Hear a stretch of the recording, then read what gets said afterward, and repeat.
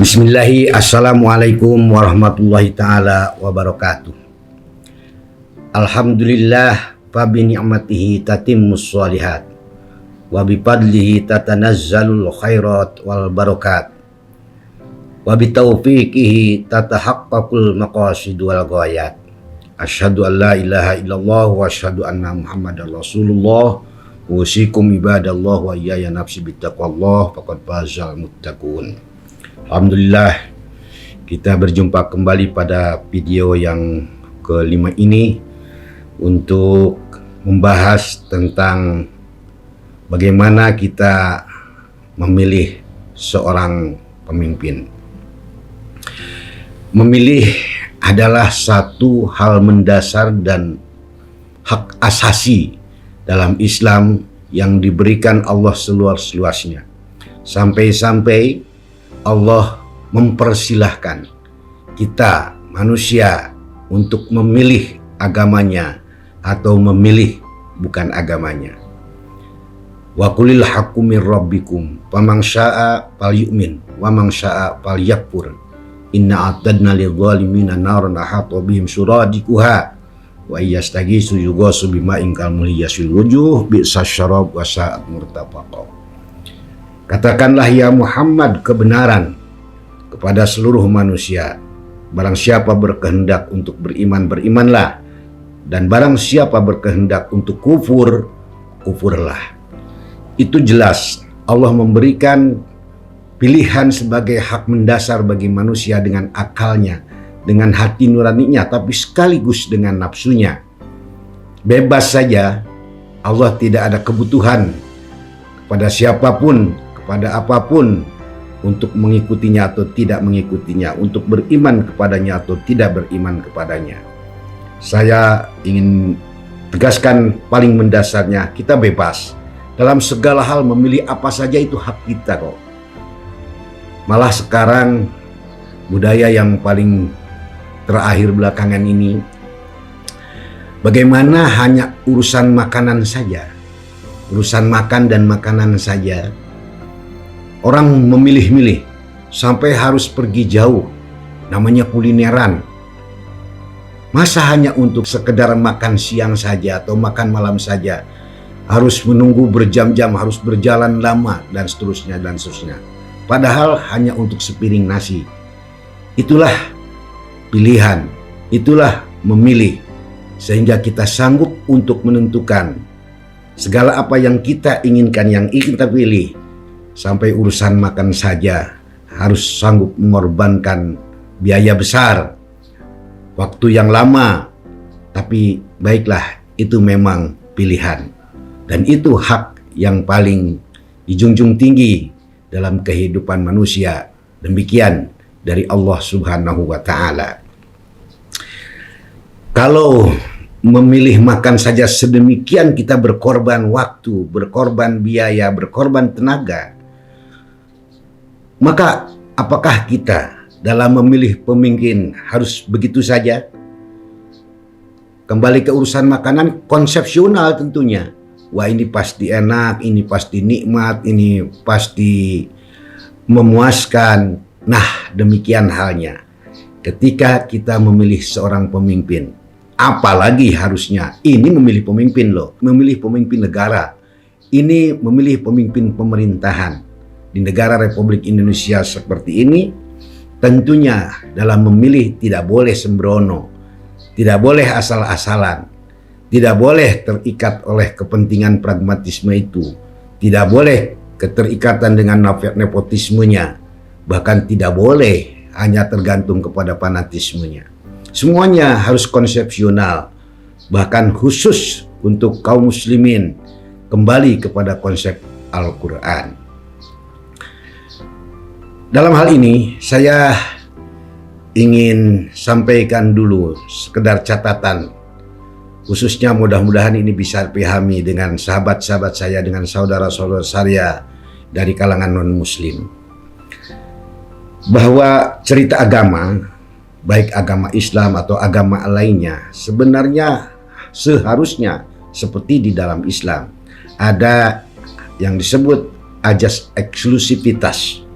dan ada yang disebut ajas universalitas. Berbicara dimaksud oleh ajas eksklusivitas adalah kalau dalam bahasa paling gampangnya privacy, di mana ini menjadi ruang pribadi yang tidak boleh orang lain untuk mengganggunya. Dan kedua, ajas universalitas itu seakan seperti ruang publiknya. Di situ kita bisa bersama dan lain sebagainya.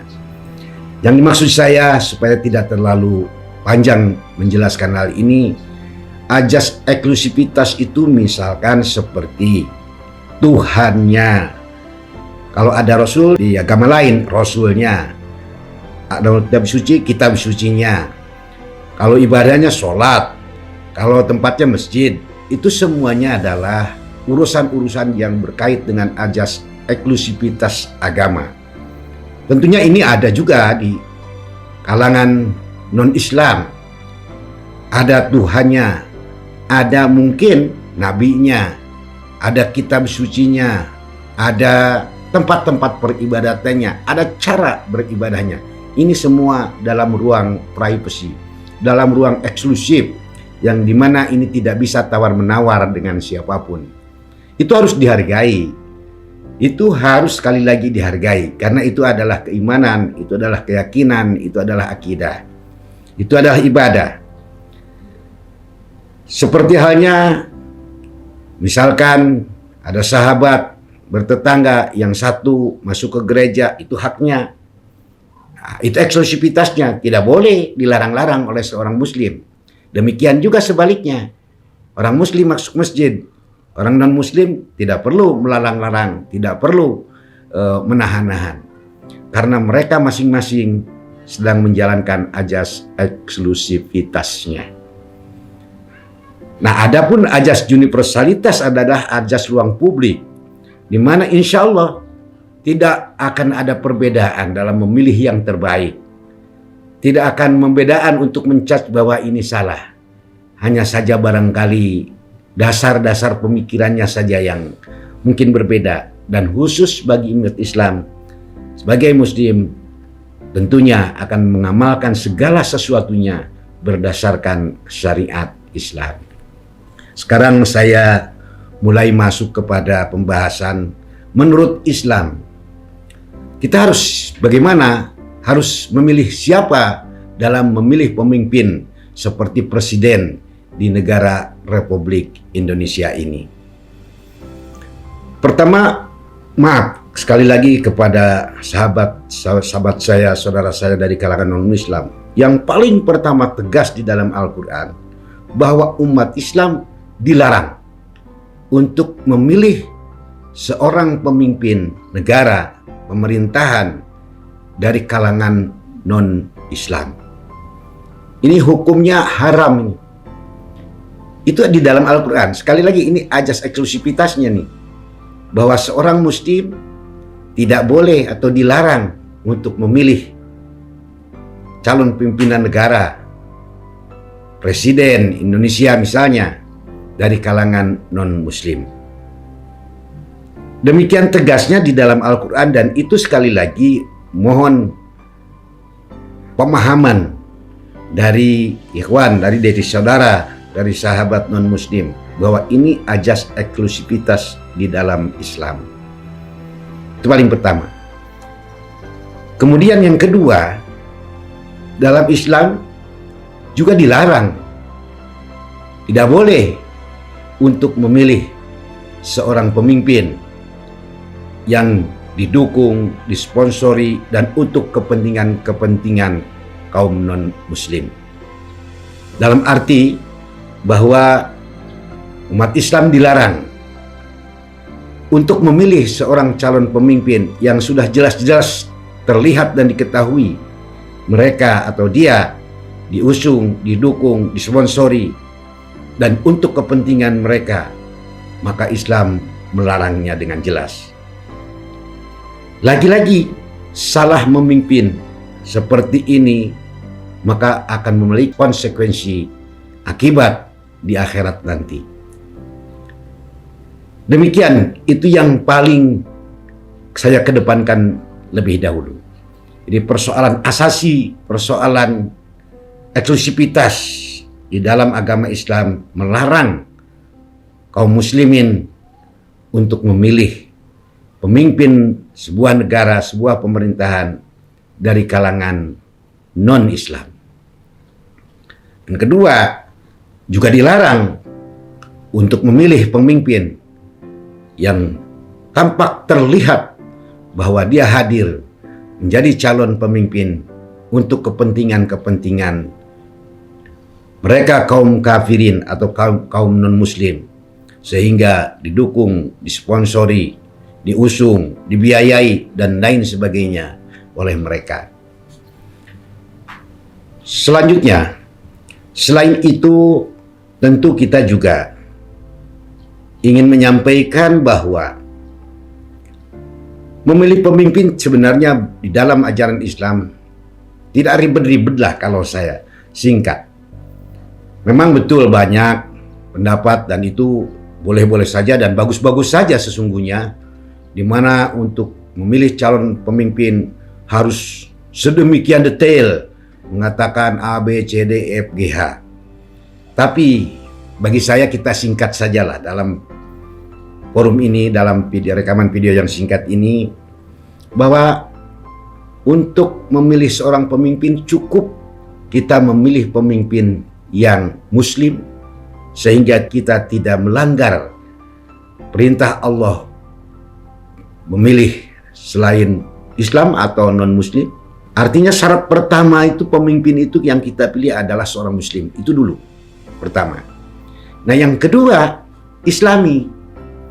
Nah, jadi ada kata muslim, ada kata Islami. Jadi kalau di satu kalimatkan, Islam memerintahkan untuk memilih pemimpin muslim yang Islami. Pertanyaan kemudian, kalau disebut muslim kita sudah tahu. Tapi catatan besarnya bahwa untuk menjadi seorang muslim cukup dengan bersyahadat. Jadi bisa jadi dengan bersyahadat ini mau bohong, mau tidak bohong, mau nipu, mau pura-pura, kalau memang berikrar membaca syahadat asyhadu an la ilaha illallah wa asyhadu anna muhammadar rasulullah, maka sekali lagi dia seorang muslim. Dia berhak untuk memakai atau dalam KTP menyatakan agama apa? Islam. Tapi lagi-lagi kembali cerita pada video yang lalu bahwa muslim terbagi 4 golongan. Muttaqin, munafikin, fasikin, musyrikin. Oleh karena itu saya harus tambahkan syaratnya selain muslim adalah Islami. Kata Islami ini adalah kata sifat dari Islam. Disinilah ruang universalitas Islam. Sebuah ruang publik yang Islam menawarkan bagaimana misalkan dalam pengelolaan sebuah negara menurut Islam. Saya tidak cerita bagaimana Indonesia jadi negara Islam atau negara khilafah dan lain-lain. Tapi yang paling menarik untuk saya sampaikan di forum ini bahwa kita sudah sepakat, sepaham, sebagaimana sudah disetujui, disepakati bahwa Indonesia adalah negara Pancasila. Islam bukan negara agama, tapi Islam negara beragama yang berdasarkan Pancasila. Nah, Pancasila inilah yang sering menjadi ajang seakan pertarungan ideologi di dalam mendefinisikan dan memahamkan Pancasila. Padahal jelas-jelas Pancasila harus diakui oleh semua pihak, baik muslim ataupun non-muslim.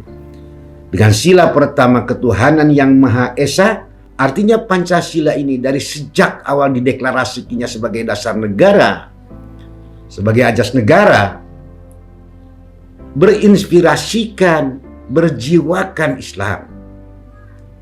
Ketuhanan yang Maha Esa.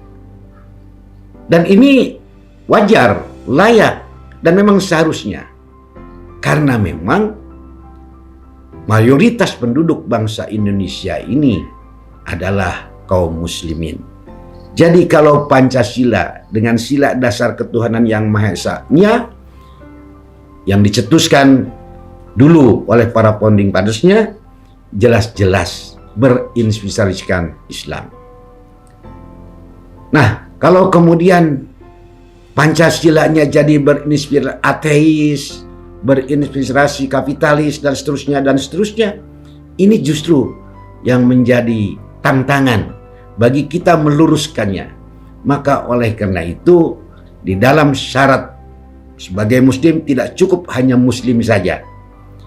Seperti saya katakan, 7 presiden Indonesia selalu muslim. Tapi yang menjadi pertanyaan besar adalah Islaminya dari mulai bagaimana memahami Pancasila sehingga betul-betul berinspirasikan dan berjiwakan keislaman. Dalam hal ini juga saya perlu sampaikan kepada sahabat dan kawan non-muslim, Islam itu tidak menakutkan, tidak harus takutlah dengan Islam.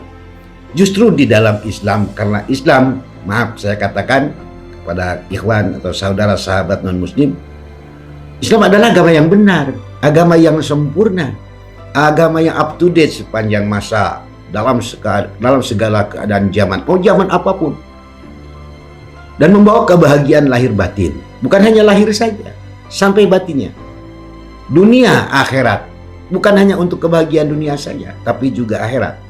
Dan yang terakhir, Islam adalah agama rahmatan lil alamin.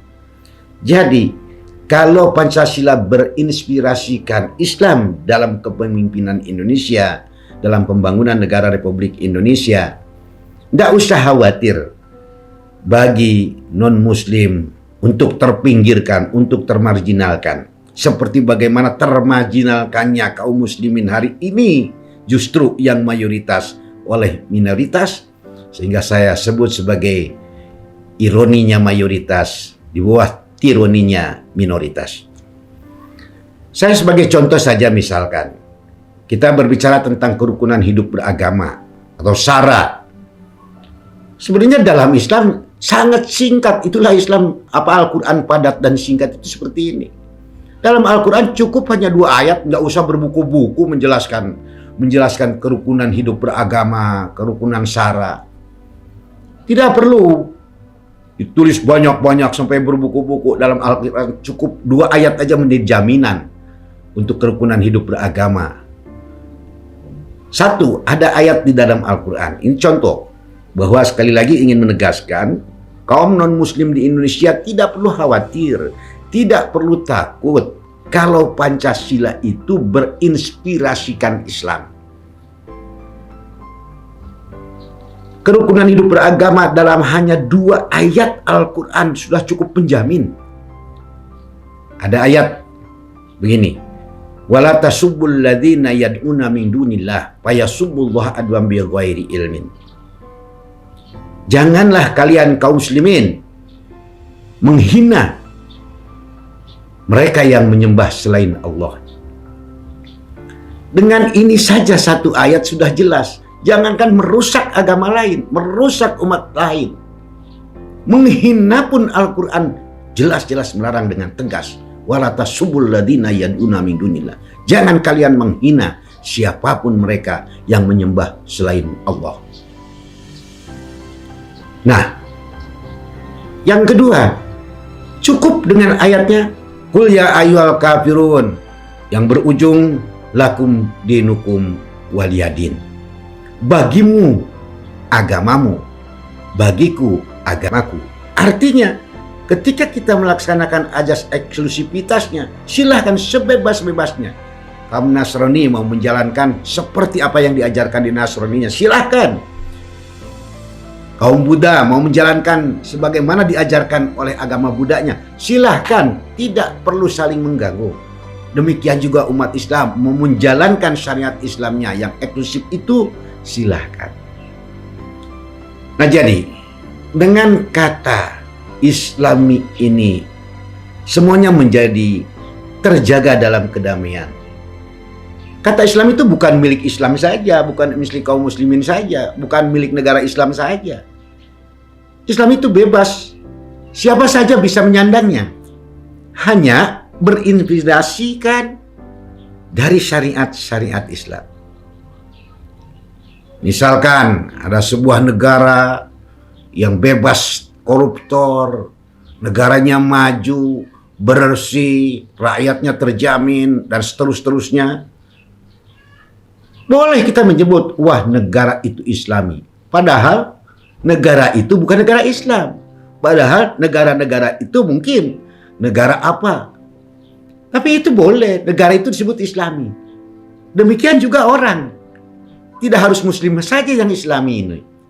Tapi yang Kristiani, yang Buddha, yang Buddhis, yang Buddha, wah itu Islami. Karena dia hormatnya, akhlaknya, budi pekertinya, bergaulnya, dan lain sebagainya. Wah kok ini berinspirasikan Islam.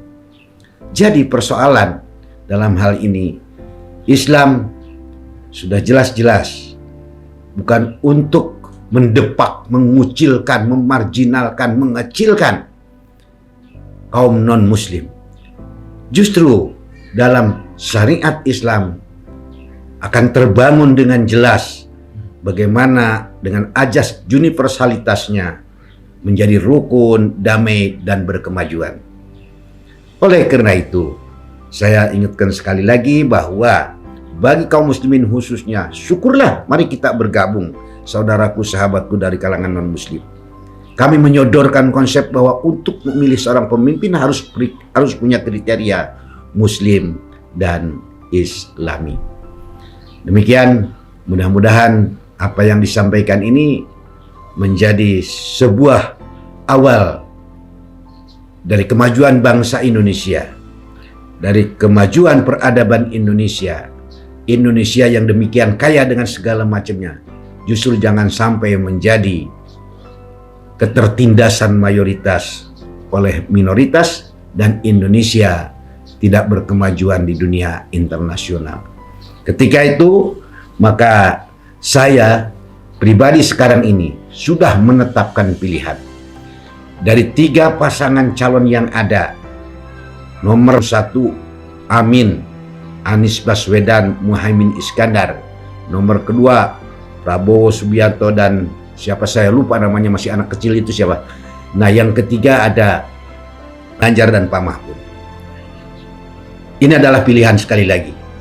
Kepada yang tidak terpilih oleh saya tidak apa-apa. Saya cuma 1 suara, cuma di belakang saya memang banyak. Saya menetapkan pilihan untuk memilih pasangan nomor 1 Anies Baswedan, Muhaimin Iskandar. Amin. Amin dulu aja lah. Mudah-mudahan pilihan saya ini sudah konsepsional, berdasarkan syariat Islam, berdasarkan apa yang ada dalam peraturan perundang-undangan Republik Indonesia, sehingga saya menetapkan pilihan seperti ini tidak menyalahi apapun. Mudah-mudahan Pak Anies Baswedan, Pak Muhaimin Iskandar benar-benar Allah berikan peluang dan kesempatan untuk menang, sehingga Allah sendiri yang akan memenangkannya.